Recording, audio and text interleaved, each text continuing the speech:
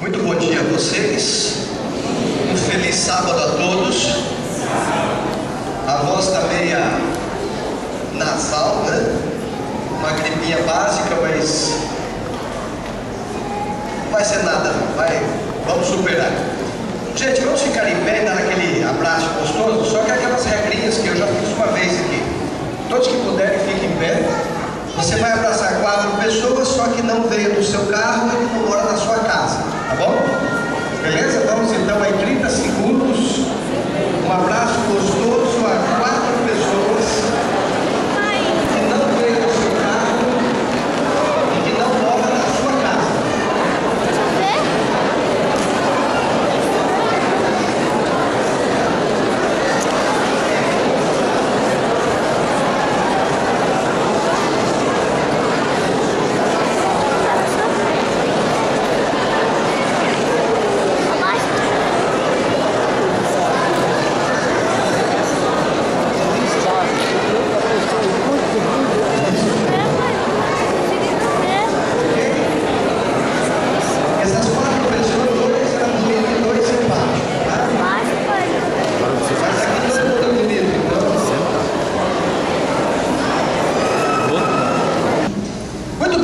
Trouxeram a sua Bíblia? Eu não poderia deixar passar. Essa semana no calendário da igreja é fidelidade. E hoje encerra-se a semana de fidelidade. Tivemos um irmão pregando aí. Mas eu não poderia falar um outro assunto.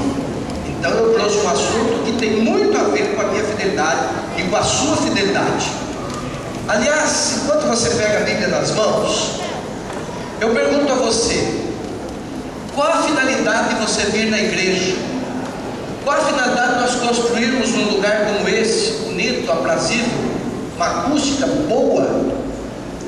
Qual a finalidade de você comprar um livro que tenha hinos nas páginas?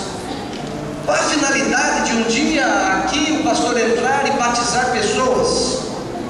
Qual a finalidade de você preencher um papelzinho ali, como que eu diria o nome? Um carnezinho, não é bem o nome, mas você devolver suas ofertas, seus dízimos? Qual a finalidade última disso? O sermão de hoje tem a ver, logicamente, com isso.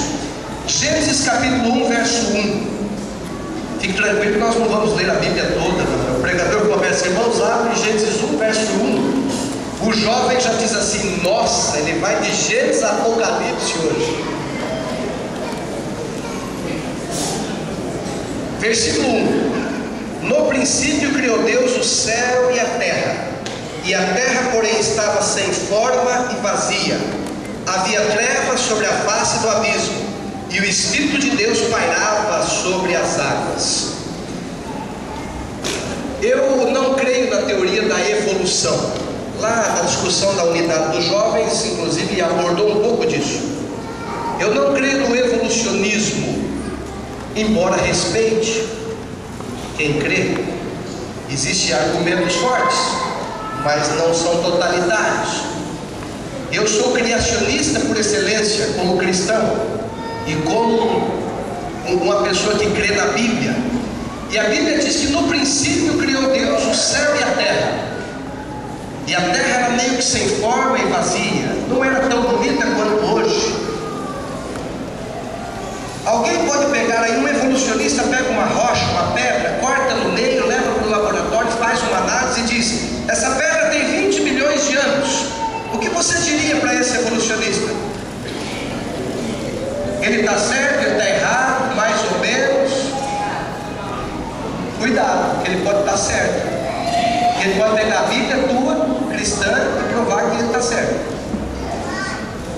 Ele pode cortar a rocha e dizer que ela tem 20 milhões de anos. Às vezes eles erram, às vezes eles podem, algumas coisas podem ter razão. Porque no princípio criou Deus o céu e a terra. Que princípio que foi esse? Eu não sei. Entre o Gênesis capítulo 1, verso 1 e 2 e o verso 3, pode ser que tenha se passado milhares de anos.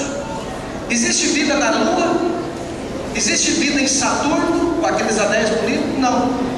Vamos supor que um dia na eternidade Deus resolva fazer vida em Saturno. E a Bíblia de Saturno vai começar assim, verso 1: Saturno era bonito e tinha anéis, mas não tinha vida. Mas já tinha pedra lá, não tinha? Na Lua não tem pedra? Pode ser que essas pedras estejam lá há milhares de anos. Agora, a vida orgânica na Terra, aí que está a nossa maior diferença com os evolucionistas. A vida orgânica na Terra, animais, árvores, ser humano, pássaros, peixes, isso não tem mais do que 6.000 anos.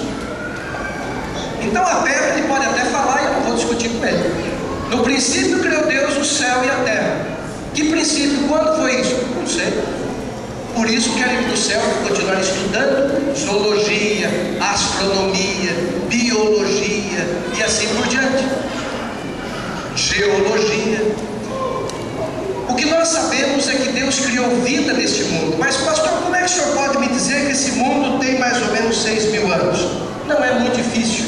Se eu pegar a Bíblia em Gênesis capítulo 5, verso 3, a Bíblia vai dizer o seguinte, capítulo 5, verso 3: viveu Adão 130 anos e gerou um filho à sua semelhança, conforme a sua imagem, e lhe chamou Sete. Versículo 6: Sete viveu 105 anos e gerou a Enos. Verso 9: viveu Enos 90 anos e gerou a Cainã. Pega um caderno qualquer hora dessa, uma calculadora, e comece a fazer as contas. 130 gerou fulano, fulano gerou Tito, 105 gerou Enos, Enos 90 anos gerou Cainã. Vai fazendo as contas. Então eu sei a data de aniversário da Terra, quando ela começou. Ela começou no ano zero da vida de Adão, não foi? Nós cremos numa semana da criação literal de 6 dias. 6 dias Deus fez a vida orgânica nesse planeta, porque o planeta ele já havia feito antes. Ele vem e faz vida nesse planeta em 6 dias. E no 6º dia ele fez Adão e soprou o fôlego de vida no seu nariz. E a Bíblia diz que no ano 130 da vida de Adão, ele teve um filho, na realidade era o 3º filho, mas os 2 primeiros, vocês sabem a história, Caim e Abel. No ano 130 da vida dele, ele gerou um jovem chamado Sete. E eu posso começar a fazer contas. E eu descubro que o dilúvio ele aconteceu exatamente no ano 1656, depois da criação. 16 séculos e meio depois. Noé nasceu no ano 1056, depois da criação. E a Bíblia diz que no ano 600 da vida de Noé veio o dilúvio. Então eu sei que o dilúvio, eu sei o ano que ele caiu. Vamos dividir a história do mundo em alguns capítulos. Depois nós vamos entender por que eu estou fazendo esta viagem geológica com vocês, para chegar no fim. Do mundo da criação até no dilúvio, 16 séculos e meio, grandes patriarcas. Como era o mundo antes do dilúvio? A Bíblia dá algumas dicas. Pelo que tudo indica, não havia 5, 6 continentes como hoje, quebrados. Pelo que tudo indica, havia um só continente e muitos mares, não como hoje, um só mar com muitos continentes. Pelo que tudo indica, e os historiadores, inclusive evolucionistas e criacionistas, eles concordam num item. Concordam que o mundo já foi de um continente só. Evolucionistas e criacionistas. E esse continente tem até um nome, Pangeia, que significa um só continente. Pan significa total. Jogos Pan-Americanos, as 3 Américas, o Pantanal, o mundo alagado de água. Pan é tudo. Pangeia era um continente só, grande. Noé constrói a arca a 12.000 quilômetros do litoral. Tinha que ter muita fé. Não chovia. A Bíblia diz que uma neblina regava a terra, umedecia as árvores, a terra, e a vida prosperava. O clima, que clima era antes do dilúvio? Mesmo com o pecado já tendo entrado no mundo, com as dificuldades e a vida se degradando, mesmo assim o mundo antes do dilúvio, vamos chamar esse mundo antes do dilúvio de mundo que então era. Vai cair no teu papel. Pega um papel, uma caneta, anota aí. O mundo que então era. Qual era o clima? Pelo que tudo indica, 22, 23 graus centígrados, a melhor temperatura para a vida humana. Aliás, a melhor temperatura para a vida, até para samambaia, para o coqueiro, para o gato, para o cachorro. Melhor temperatura. Era uma eterna primavera o mundo que então era. Não caía neve. Temperaturas igual na Sibéria, de onde vem o cachorro husky siberiano, 60 graus abaixo de zero. Nem os trilhos na Sibéria, mas nem os trens conseguem andar. E também não havia temperaturas como no deserto do Saara, 1 da tarde, a 70 graus acima de zero. Não havia essas discrepâncias. Não havia montanhas tão altas como a Aconcagua na Argentina, ou o Kilimanjaro na África, ou quem sabe o Everest lá na Ásia. Também não havia abismos muito profundos, nem fossas abissais nos oceanos. No Oceano Pacífico há lugares que o oceano chega a 13 quilômetros de profundidade. São abismos marinhos. Não havia, pelo que tu te diz, não havia isso. A terra era mais uniforme. Suaves colinas, uma topografia mais uniforme, bonita. Que língua eles falavam? Português? O argentino ia dizer, não, é espanhol. O francês ia dizer, não, é o francês. E cada um gostaria de puxar a brasa para a sua sardinha. Mas que língua eles falavam? Que língua que Deus falou com Adão? Adão, o que aconteceu? Onde é que você está? Ah, eu estou escondido aqui. O que aconteceu? Não, foi a mulher que o Senhor deu para mim. Aí foi lá conversar com Eva, ela falou, não, foi a serpente. Que língua eles estavam falando? Hebraico, aramaico, grego, português. Um português do gaúcho, ou português do nordeste, ou português do norte, do Amazonas. Pelo que tudo indica, a língua que eles falavam, segundo estudos e historiadores e comentaristas, era o sânscrito. Uma língua ágrafa que não se escrevia, era só falada.